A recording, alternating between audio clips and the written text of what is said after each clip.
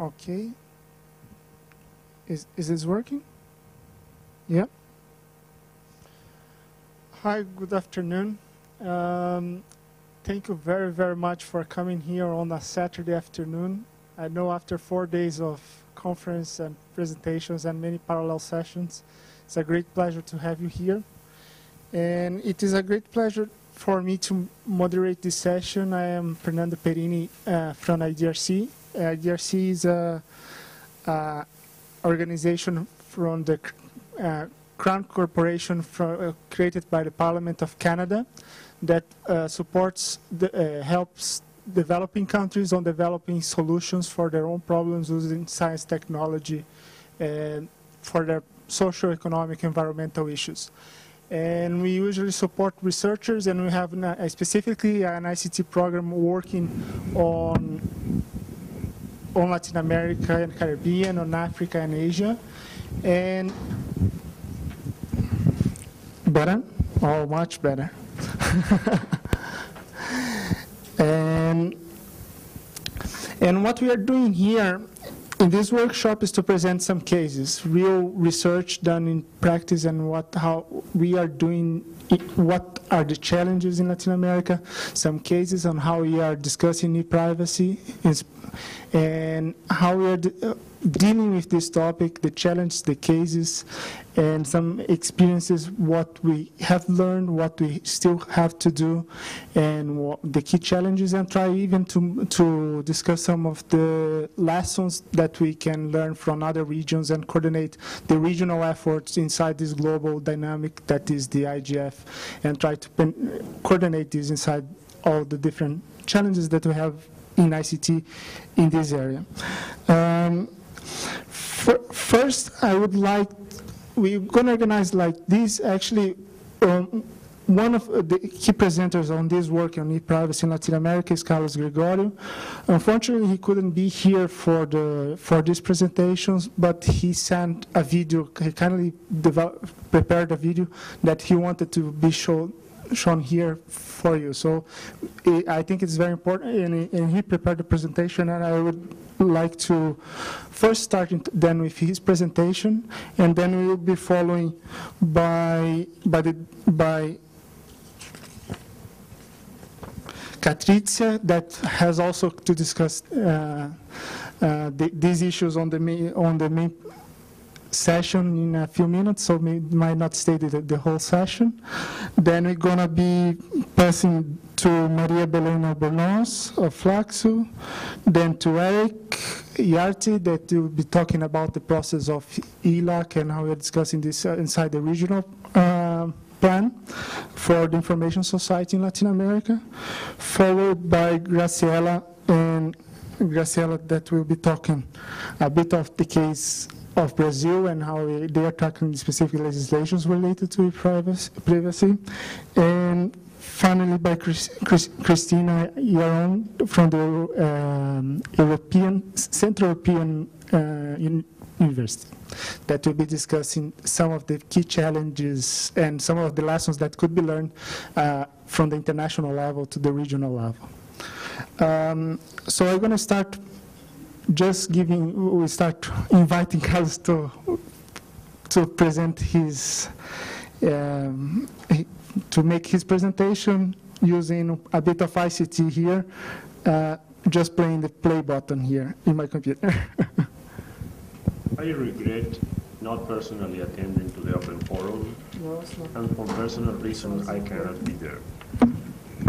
Today I would like to talk about privacy rights on the internet. And to introduce e-privacy, the way I would like to gather it today is that the treats to privacy rights on the internet must be an it's here. This area is electronic government and policies for access to government information. In this case, the state is one of the principal collectors of personal data, for which clear policies, protection and data security are required. The second area is clearly defined in the context of Web 2.0. Just let's see the users themselves share intimate situation and personal data. many times due to the lack of understanding of their. I think we test everything, but even so, there's no way that ICT really goes through the presentation test. Let's see how it's going to work. It's going to work now. I regret not personally attending to the open forum, and for personal reasons I cannot be there. Today I would like to talk about privacy rights on the Internet. And to introduce e-privacy, the way I would like to gather it today is that the threats to privacy rights on the Internet must be analyzed in two main areas. The first area is electronic government and policies for access to government information. In this case, the state is one of the principal collectors of personal data, for which clear policies of protection and data security are required. The second area is clearly defined in the context of Web 2.0, where the users themselves share intimate situation and personal data, many times due to the lack of understanding of the risks that they may take. To begin with, I would like to speak about threats of privacy rights in Latin America that come from the development of the e-government. Many Latin American countries have launched websites to deal with the problem of government inefficiency and the criticisms regarding possible corruption.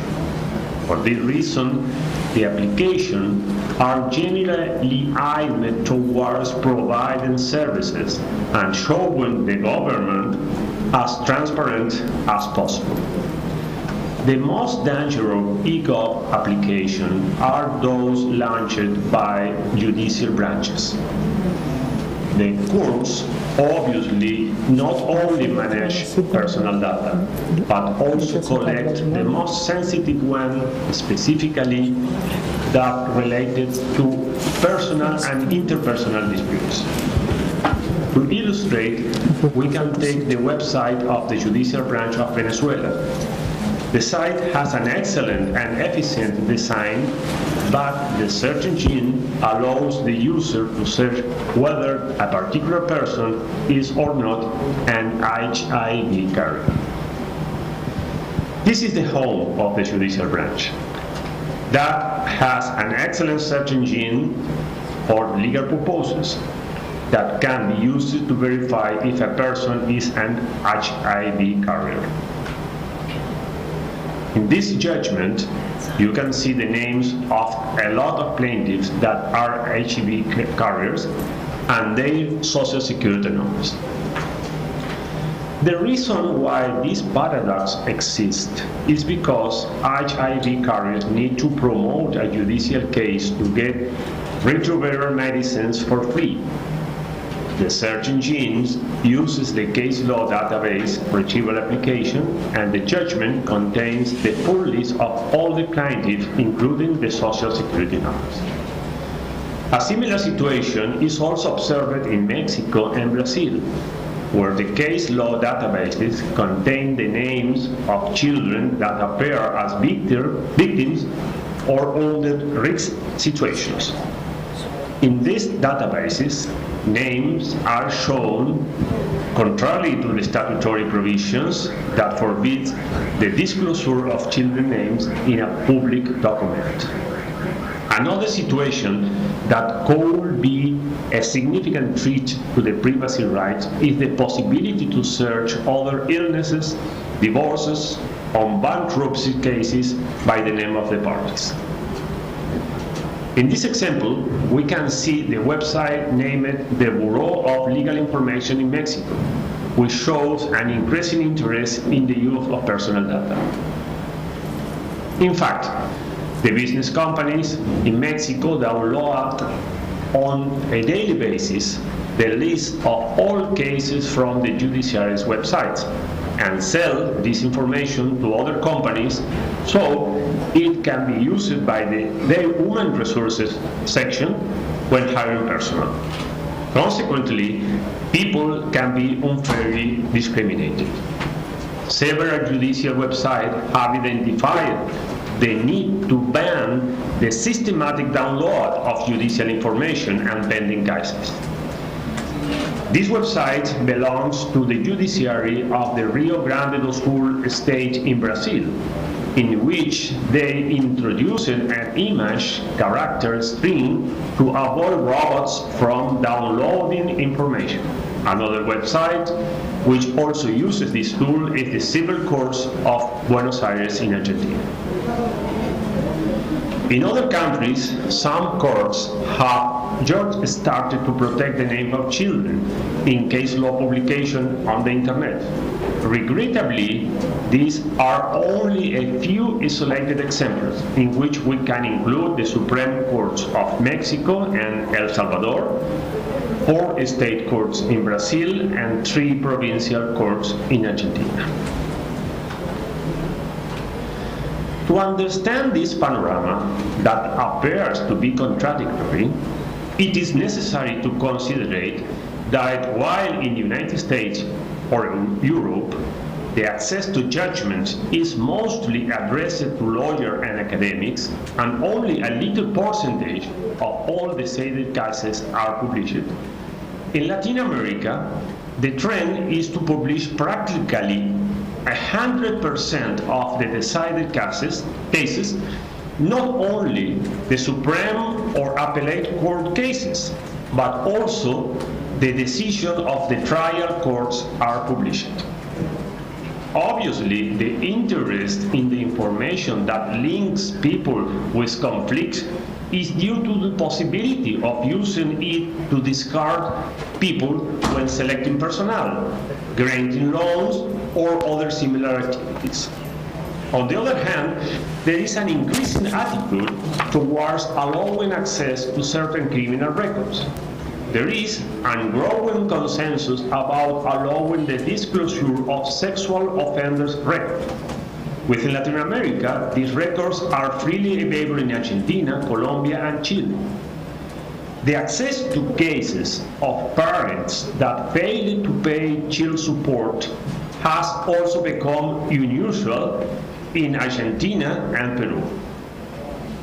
These two trends are good examples of consequences of policies aimed toward reaching a balance between privacy rights and law enforcement. The examples, combined with a new definition of public figures, show that a new concept of privacy has been tailored. The judiciary websites are certainly identified as the most dangerous applications to the privacy rights in Latin America. But there are other e-governance applications that also cause concern. There are voters' registers accessible in official websites of several countries. This application allows to link the social security number with the name and the address of the citizens. Other systems developed by tax authority also allow to identify personal data and address. This is the website of the tax agency in Argentina, where I have entered my social security number, and as you can see, any user can get my name and address without my consent because the system retrieves that information. Access to property registers in Costa Rica also allows to identify all the personal properties, including both real estate and other belongings, just by entering the name or the social security number. This is the website with the different search options. For further understanding of why governments developed this application and why people have also allowed this level of exposition, some considerations must be taken into account. First of all, Latin Americans are highly interested in transparency of government decisions. and are concerned about corruption and opacity. Secondly, while one hand the freedom of information law have gained public endorsement, on the other hand, there is lack of interest in privacy protection, and there are several legal gaps about the protection of personal data and privacy. Thirdly, the lack of interest can be explained because not all the potential victims of this risk are consciously aware of their status as victims themselves due to misinformation on this matter. Fourthly, in practice, public policies on dissemination of information are contradictory. While personal data and personal conflicts are widely disseminated, only a few decisions made by public authorities are accessible. The idea of allowing access to governmental information is to enforce the public scrutiny and not to expose individuals. It resembles a smoke curtain that creates the illusion of transparency but maintains the opacity behind the curtain. To conclude, with this panorama supposes particular challenges to Latin America. First, to get a more explicit balance between, on one hand, transparency and efficiency of public services, and on the other hand, the protection of personal data and privacy rights. Second, to make society more aware about the need to prevent and counteract threats to privacy of vulnerable people. Third, to promote a more involved judiciary with the power to correct public policies and to compensate these types of violations. I hope that this presentation has helped you to achieve a better understanding of the privacy rights in Latin America. Thank you. Okay, great.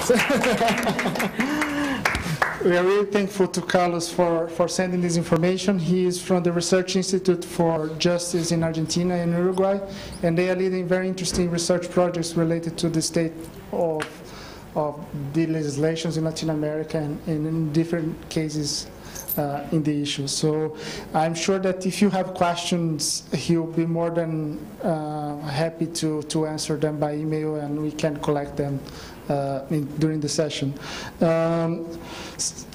Following our panel, I would like to invite Katitza Rodriguez, Director from EPIC International Privacy Project, to give a brief introduction to this project and how she's from Peru, and we'll be talking a bit on how the experience of this project in relation to Latin America.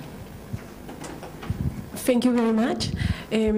I work at the Electronic Privacy Information Center. It's a public interest research center based in Washington, D.C. It was established in 1994 to focus on public attention on emerging civil liberties issues and protect the right to privacy and human rights in the Internet. This book, we edit an annual report about privacy law and development in 78 countries.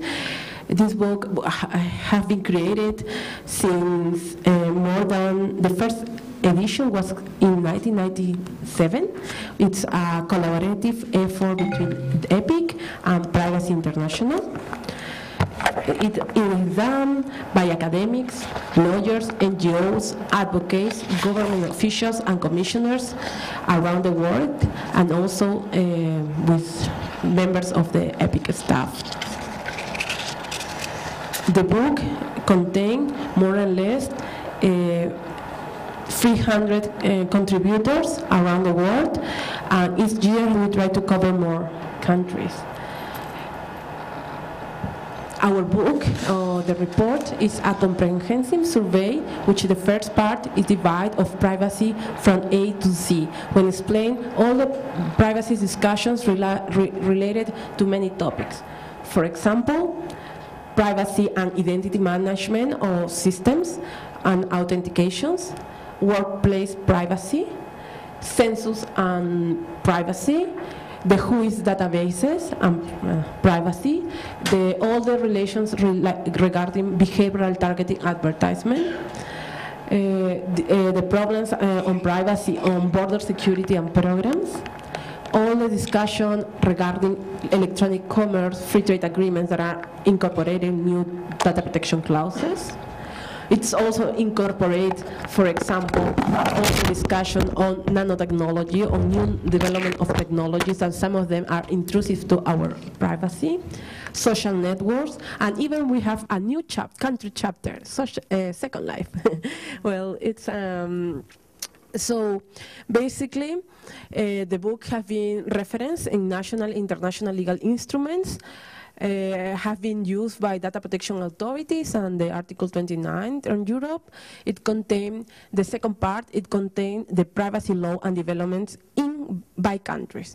So the first part is the constitutional development, all the legal regulations, if they have a comprehensive data protection legislation, or if they are sectorial laws, or if they don't have anything.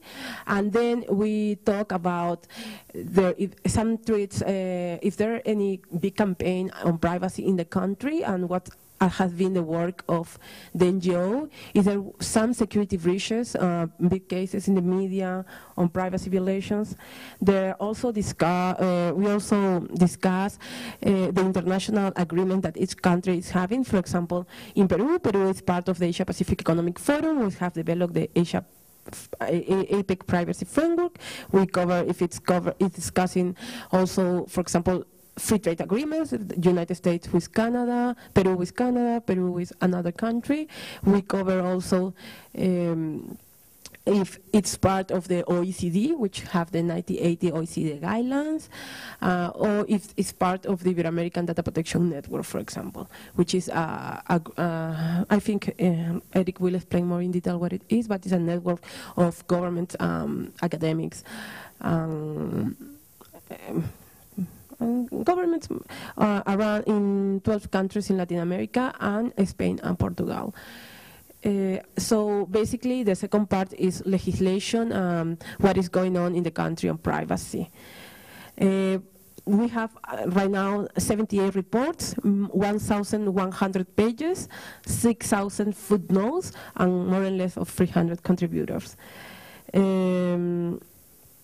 The objectives or the purpose of our book is to place privacy in the lexicon of human rights, research and analysis. Provide a detailed snapshot of current state of privacy around the world. Identify emerging trends and developments, because by mapping what is going on in each country, we could, for example, identify, and this is one of the findings of this year edition, is to identify that right now countries are signing free trade agreements and incorporating data protection clauses in those agreements. For example, this is a pattern that we identified after done the research. We encourage a comparative approach to emerging privacy challenge, and we promote public dialogue. We are going to release the next edition in January. And we have, well, I think my copy of the books have finished, but it's online, the last edition, at the website www.privacyinternational.org/PHR. You could find the book there. Okay, I think it is done. I will give the word to Eric Iriarte, who have done research on privacy in Latin America. Thank you very much.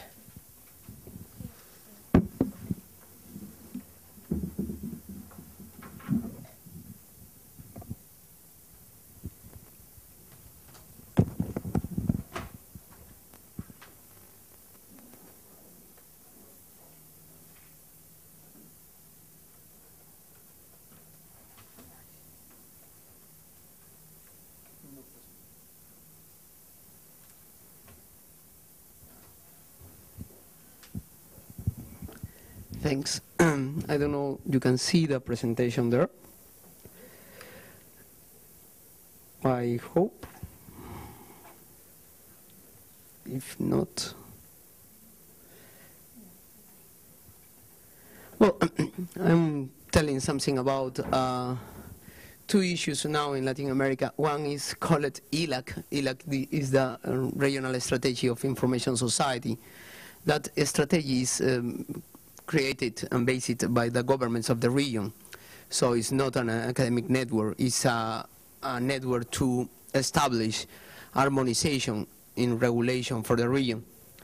First, some ideas, some preliminary notes to take is that we are talking about two issues. One is the privacy, and another is the data protection. It's not necessary, in some cases, take it like synonymous, but in special for Latin America, is in two completely separate parts, like Carlos Gregorio told.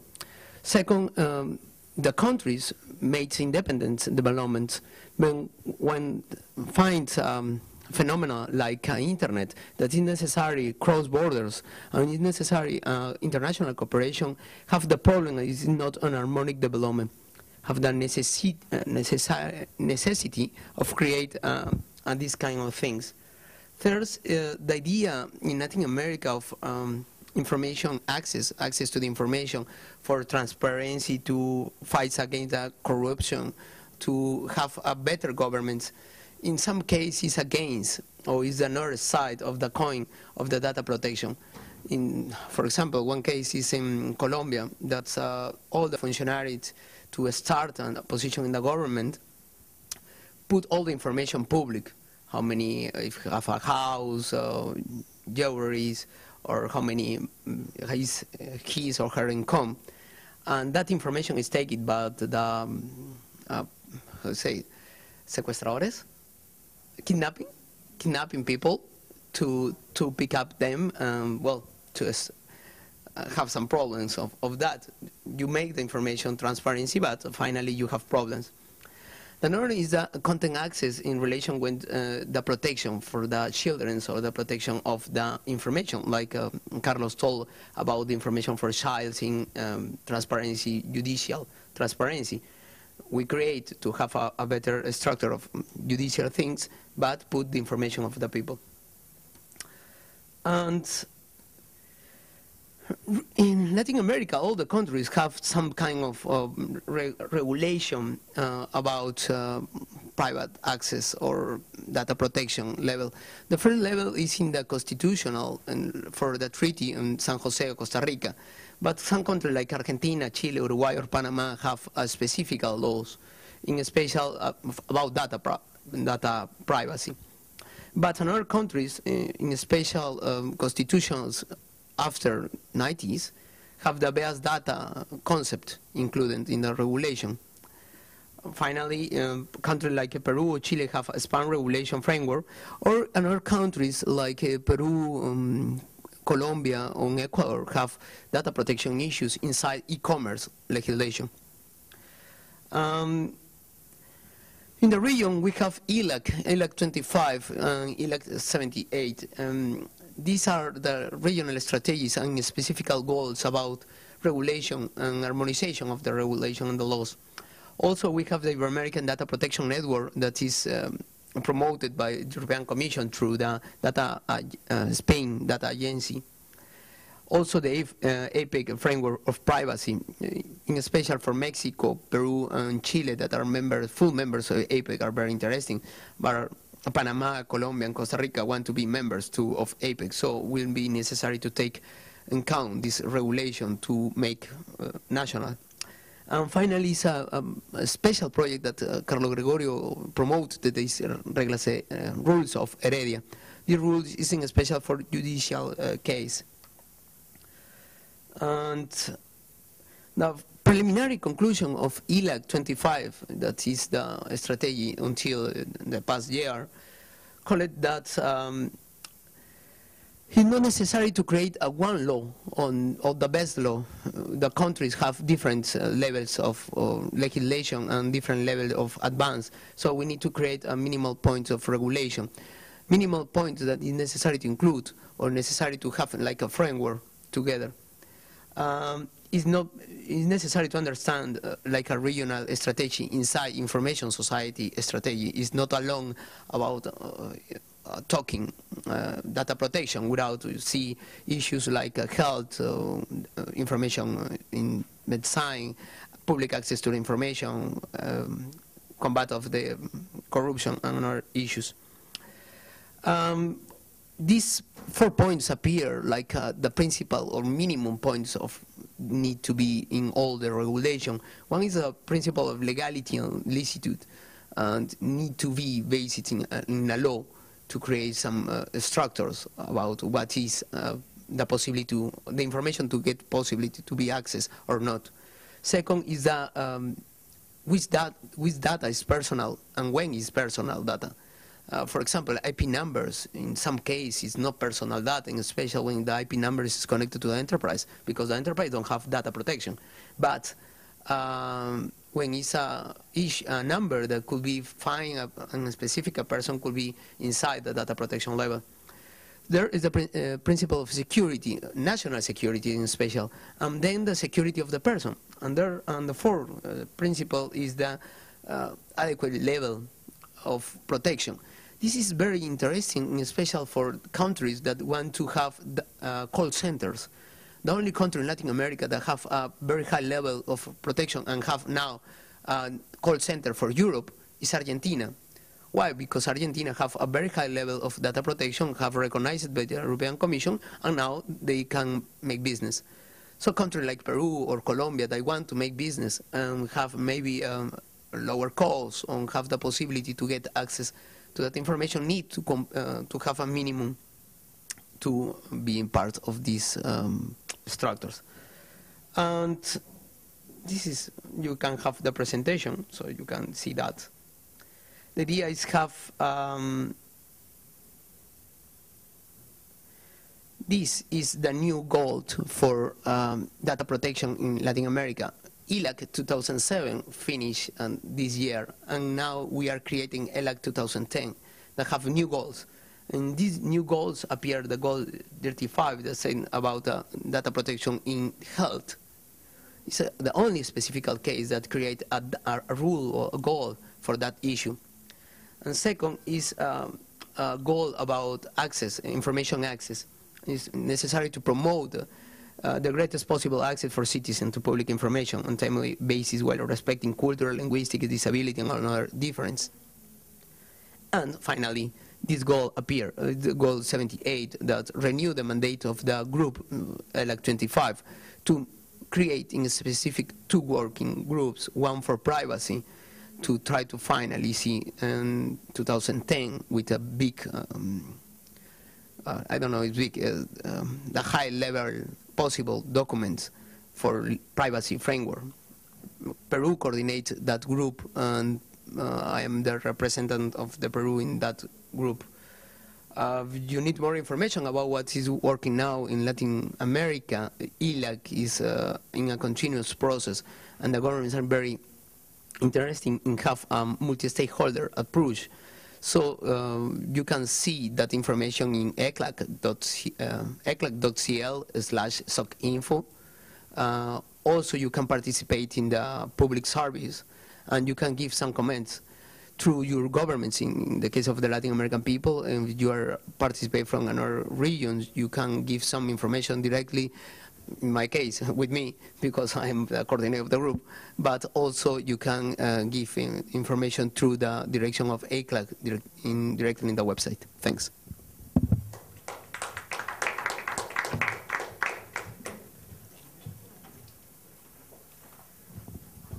Thank you very much, Eric. This points to a nice overview of the general strategy for Latin America and how it's trying to connect these with some more general issues. I would like to pass the microphone to Maria Belén Alvaroz from Fraxum, and she has been working on a specific case of social network websites and their specific link with privacy. And thank you. I will be speaking about privacy, social internet, and public policies in Latin America. Well, the absence of public policies that try to take into account the online social web's phenomena in their problems towards privacy challenge us towards facing the notions and rights of privacy on the web. This speech will be based on the analysis of the public policy proposals that arose from ILAC 2010, a regional plan of action, and also on the absence that it has towards the Internet social development on the region. We will also question how the notion of privacy has been changing according to the cultural practices of the individuals and to the political consequences of not realizing that evolution of new ways of being online.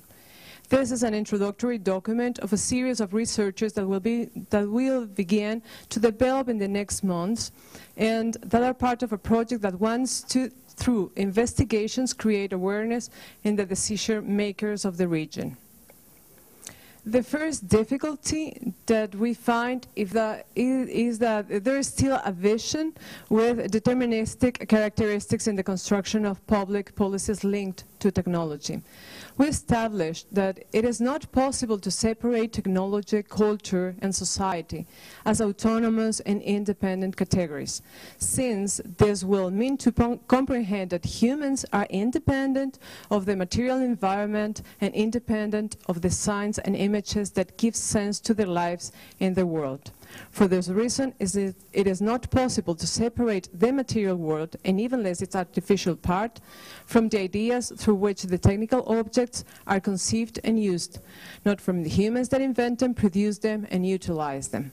So, the line that divides the real world from the virtual realities tend to blur in front of the advances of the simulating capacities that technology offers us, and its appropriation by the individuals, which in turn generates imaginaries and offers spaces for new experiences that will not be possible without technological advances.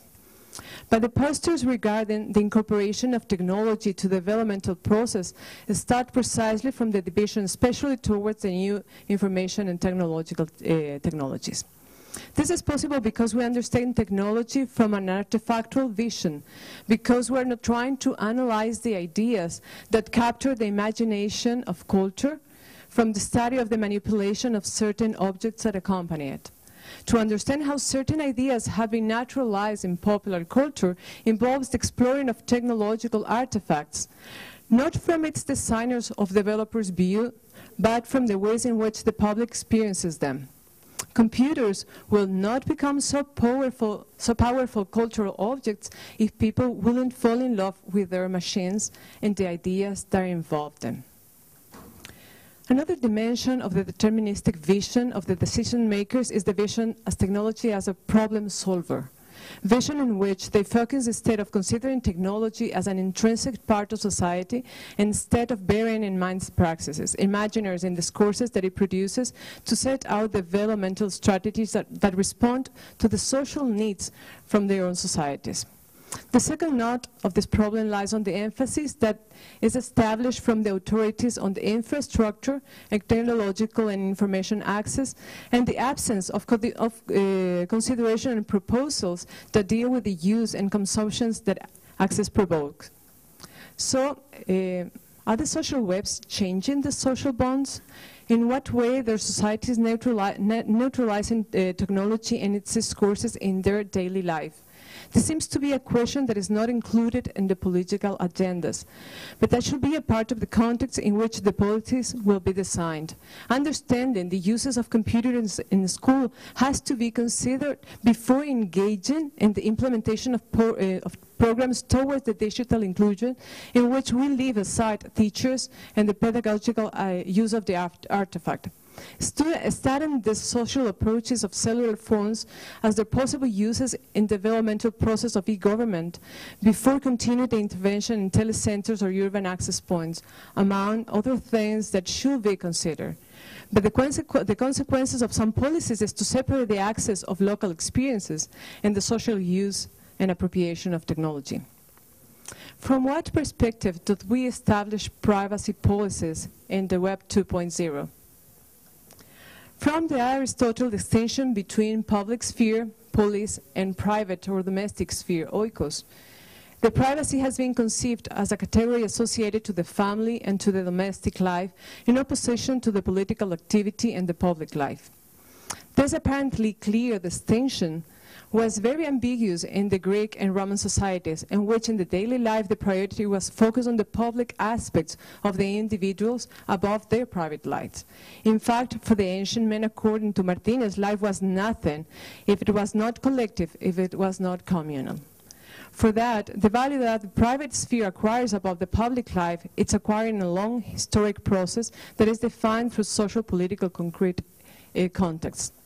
Privacy in European societies of the Middle Ages appear under two conditions, as a privilege of the nobles and as a result of the collapse of the feudal system. In the beginning, it was a veil reduced to some few, and it was not present in other social status, but then at the high weakening of the feudalism start to become porous and start to reach other important groups of individuals. It emerges from the need to protect the private life for the public interventionism present in the unifying national European processes. During Renaissance, on the behalf of the rupture of the social political system, the notion of privacy acquires consistency as an individual prerogative against the order established towards the emergent states and accomplishing even more strength with the Protestant reform. With the emergence of the bourgeois class, certain values of the nobility start to be replicated, and the new economical powerful status, and the privacy as one of them, finds a support in the ideological movement of liberalism and enlightening according to the principle of individual autonomy. That way, the link between the private and the context of intimacy, of the intents, of the recondite of secrets, starts from consolidation of the bourgeois as a social establishment, and the environment starts to leak slowly towards other classes in the middle of the 19th century, especially in the Anglo-Saxon society, where privacy is constructed as a legal right with social projections based on practices of human liberty as the limit established towards social interrelationships. The right towards privacy had its origin in the doctrine that was raised by the North American judge Thomas Cooley in the work The Elements of Tort. 5 minutes? Then I skip this.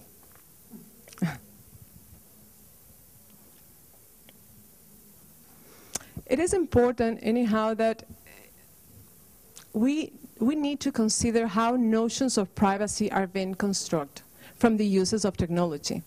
When information game starts and the contraction of the image that we want to present other begins to offer the great quantities of information about the individual, his registered picture, his photo albums that are online to be shared with others, the comments that others seem to have stayed in profile, for the reason read by any other visitors, without noticing the perception of privacy starts to fade.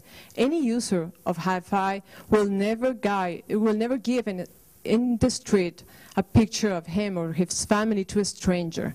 But online, he does it, constantly establishing a rupture between his conduct on and off the web. That naturalized image that extends towards the exposition of the users on the web needs to be studied, including the virtual worlds of the role of games. In this instance, is no case the risk that people taking given their personal data seems to matter.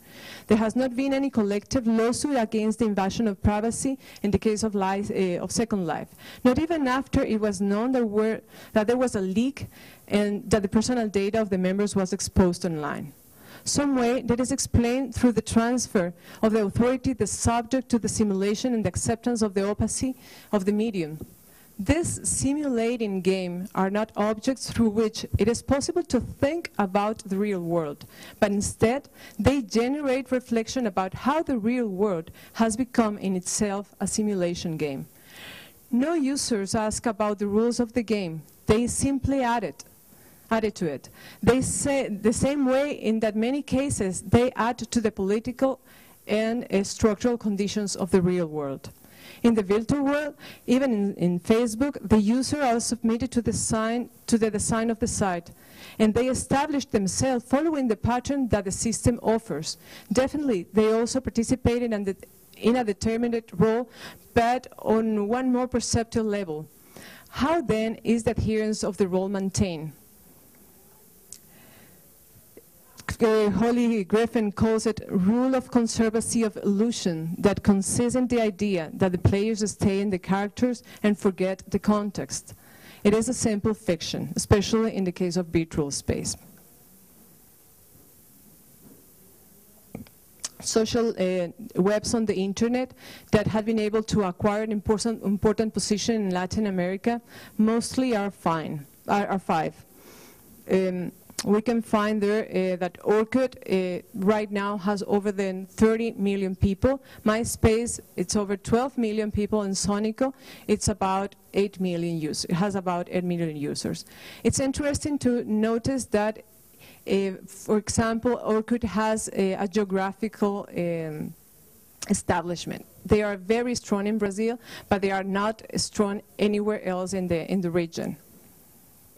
While Sonico and MySpace, they are very good in everywhere else. One of the webs that are growing very fast, it's Facebook. For instance, in January of 2007, they have 52,000 users, and right now they are reaching more than 2.2 million users in January 2008. I'm going to speak a little bit about the ILAC because of the time. I'm just short in the presentation. The action plan ILAC 2010 in its chapter 6 named Instruments of Policies and Strategics proposes a serious reference to design and implement national policies about information society. It is an operative document that it's a good account of how public policies have been conceived toward the information society. On one hand, it presupposes that there exist policies and national agendas about the information society in the countries of the region. And on the other hand, it also presupposes strengthening through the inclusion of the different actors in society. If we only understand how public policies affect the informational society through different infrastructure and access strategies, it is because we still do not conceive the complexity of the process of inclusion that is developing. Many of them that emerge in the margin as part of the diverse society or institutional focuses projects. Also, it emphasizes the constant measures of informational society in the region according to the economical and social impacts of ICT and the agendas and policies that are centered in some proposed indicators, which include the constructions of a research and development practice on ICTs. The social internet is still growing in the region through new social webs, through the stabilizing process of those webs, and they have consolidated the last years. This growth is also due to the inscription of younger people in the webs. And even though we see that some of the most popular websites in the region limit the use to solicit parental permission, it is only in these rules where the distinction between young people and adults are established. To diminish the different types of gaps, including the digital gap, we establish a series of policies related to access towards education, good government, and among health and in other areas. But we are not considering the minimal use in the cultural practices that emerge from empowering of the ICTs in our region. In the regional and national policies, we do not include principles, norms, or projects that take account on how we should face, as a society, the practices are emerging from the act of social web appropriation. We already have cases of cyberbullying in some cities on the region. This according to schools and teachers that treat the cyberspace as an extension of the school territory. We do not distinguish what's public and what's private. We need to question ourselves how children are building their privacy and how it is present in the written lines. We also need to confront challenge by which the parents and the school should assume the responsibility of accompanying the new forms of digital inclusion according to concert policies. To continue to disclaim the new notions of privacy that are constructed around the virtual worlds and our online interactions implies that we validate the absence of public policy as a policy by itself. We cannot continue to validate the deterministic visions of technology and of its autonomy towards social and cultural dimensions, since that leads to a terrible mistake, which would be to leave out of our research the knowledge toward important existential dimensions. Thank you.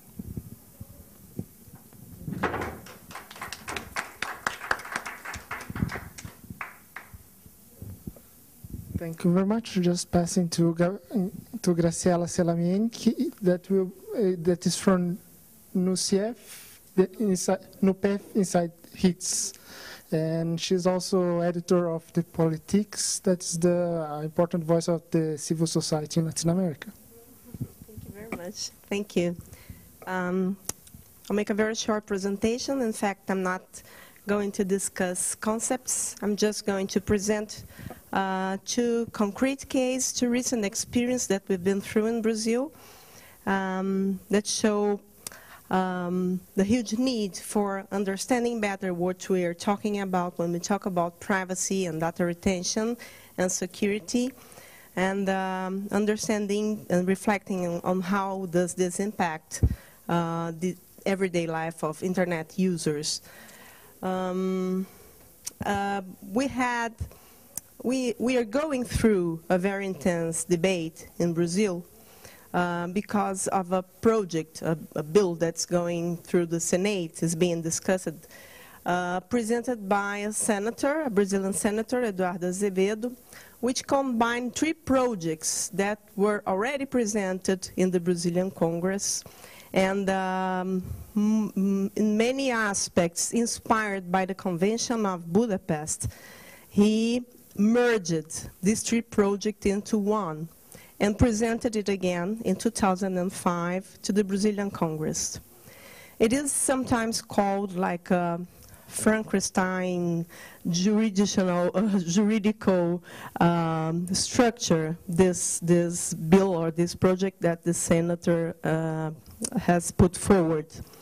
And among the things that were presented in the first version of the bill was the need for positive identification, registration of all users who wanted to connect to the internet. And he also proposed something called a digital defense, which was a kind of a cracking system that could serve the public authority and allowed the authority to invade without warning citizens' computers and information networks without the need for judicial authorization. Any times that there would be a mere suspicion on possible sources of invasion or crime. Of course, cyber activists, the press, and some academics discussed a lot about this proposal, and this debate somehow made the Congress step back and review the project. So the second version was presented without this proposal of a digital defense structure, but still insisted on the need for positive identification and for registration of all users. Again, this project returned from the Parliament in 2007 and was attacked by cyber activists, NGOs, academics, among others. And at that time, last year, the Congress decided that the project should be revised once more. Finally, in 2008, the project was presented again, and this last essay appears to have lost somehow its totalitarian tone. So the idea of positive identification is out of it, but still it presents the requirement that ISPs keep the data on connection logs for 3 years and establish that they have the obligation to denounce any illegal activity. So this somehow transfers to the ISPs a role that is similar to the role of the police.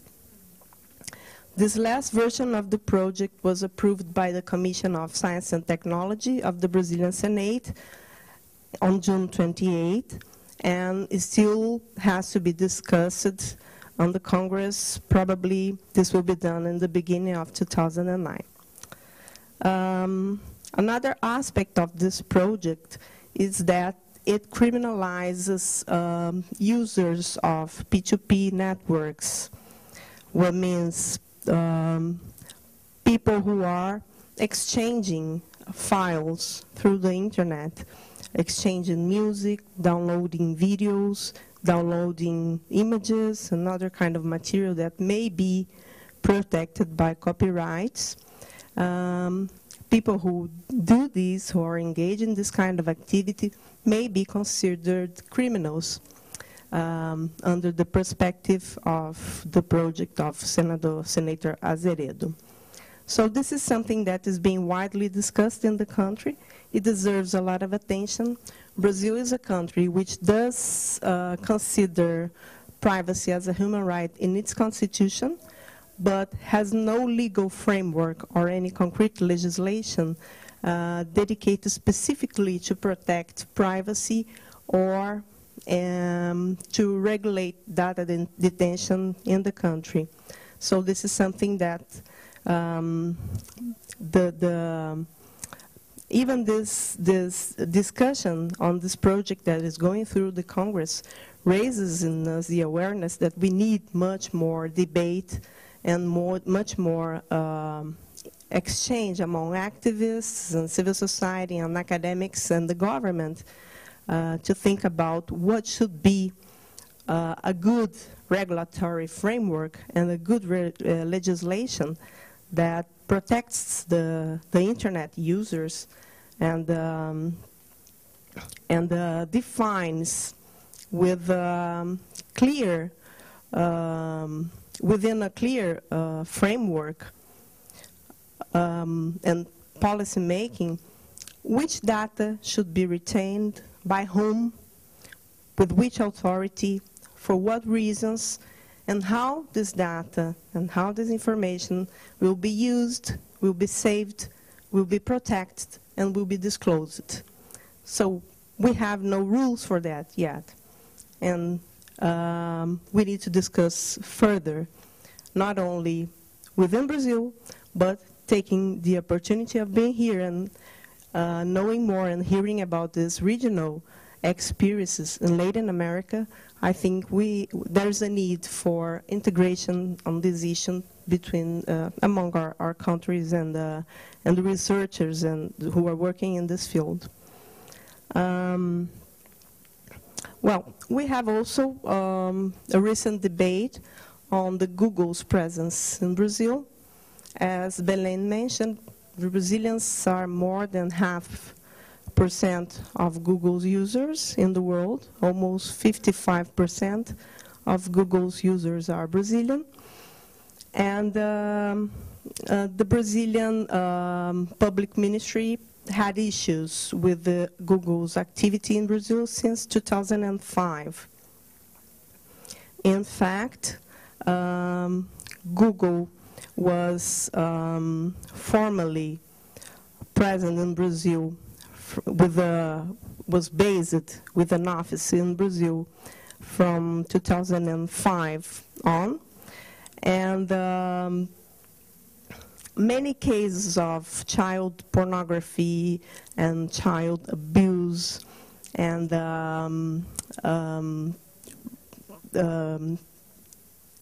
cases of racism, hate discourse were presented in the Brazilian law, and the Brazilian legislatures and the public ministry asked Google about information in order to move forward with the investigation on these cases, because most of them were happening online within some of the Google's communities, in Orkut, the Google social community.